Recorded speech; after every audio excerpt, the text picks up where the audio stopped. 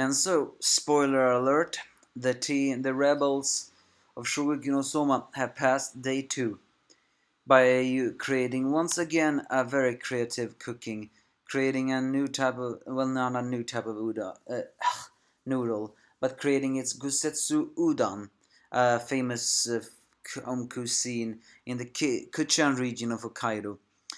And they're using water and salt to knead it into a dough. And Soma himself is, in order for not enough flour, decides to use starch, something that was left behind for the students' cooking knives. Somehow using a connector, creating a dough and then weld them, and then do the cooking ingredients in order to create a noodle. The new Simoner Endo-san is of course not impressed by this, saying that they don't even have enough ingredients, nor the fact that they cannot cook enough for it. But we see a little flashback back on Erina Sensei's strict teaching, where she talked about the potatoes and ingredients with spectacular versatility. And meaning that you can make any kind of food with it. I mean, if you think about it, yes, you can. Fries, baked, and or even something more. And that doesn't even count the main part. The little, well, not the shell, the peels, everything. And she mentions again about the kuchan potatoes consists of 16% starch, which is particularly high amount of other potatoes. This is perfect for making mashed potatoes, which suits hot food. So as Megami remembers that Takumi, her and Soma each makes their own noodle. Maybe it's all the same, but it's an own touch.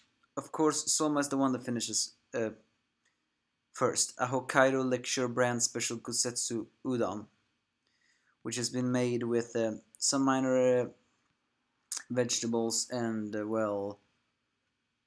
and he even added more potatoes in order to make the flavor. He said something like that he grind the potatoes, and thanks to it, it gives a tangy texture. And for what may sound surprising, he also, the fact that potatoes have glutamine, which produces the flavor, and was blended by the soup. And when he ground it so roughly, the little tad bits of the potatoes became a texture of an accent. And so even the examiner eats something else from the bowl, which is meant to be imo chichi, which is apparently a mochi made of potatoes and starch. And the topping is mixed with the which this topping mixes with the vicious soup, which in the end created a delicious flavor that the examiner had a food gasm, and that food gasm was so disgusting I almost threw up. Then again, after that, Takumi, interrupts Soma's boast and saying and serves an extreme potato noodle. In a way, I think all the rebels served the exact same noodles, but it didn't matter because the flavor of them were all the same. And he tastes them all, including from the F and C fall, and they are all very delicious. As the examiner begins to wonder how could they have done this, the gang thanks Erina once again for what they have done. As Endo has a villainous breakdown, he says that without Erina Sama's help, they would have been nothing. But Erina says that's not true. Because in a way, people can say without Erina's strict food teaching about that and that, they wouldn't have survived.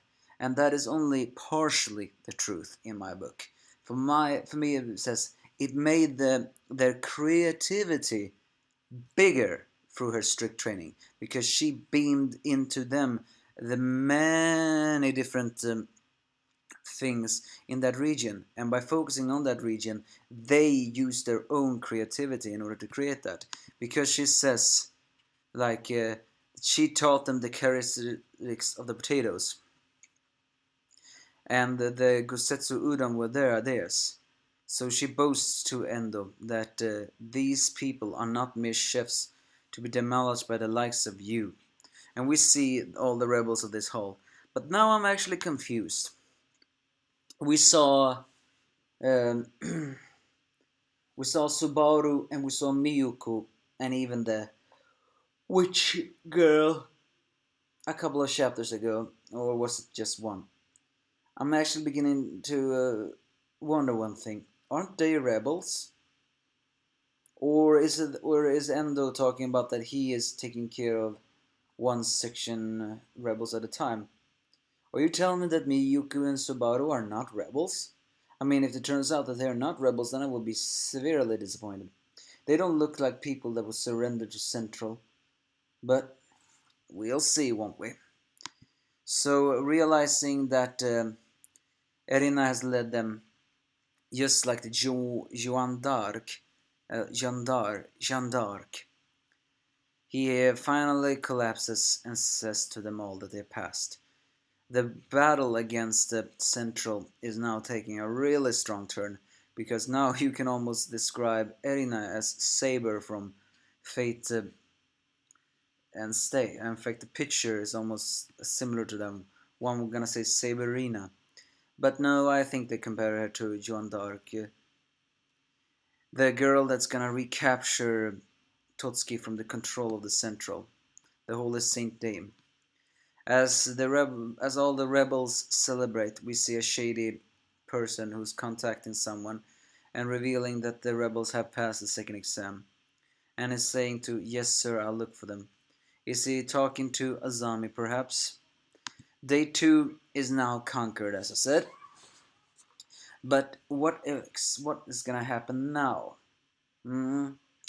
That's the question, isn't it? What's going to happen now?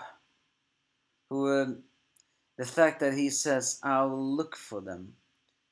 Is this is it time for Central to do even more bad, disgraceful methods? They have used, don't get me wrong, they have always used disgraceful methods, but now I'm beginning to wonder if they're going to use a little bit more psychological ones, like putting friends against each other, or maybe they're going to put the Elite 10 after them. Who knows? How many days was it? Was it 1 week? 2 days are conquered. Let's see if they can conquer the rest. All in all, it was just awesome. Once again, Central showing just how naive they are. But I am afraid of what the despair we awaits next. Give me the thoughts if you have any.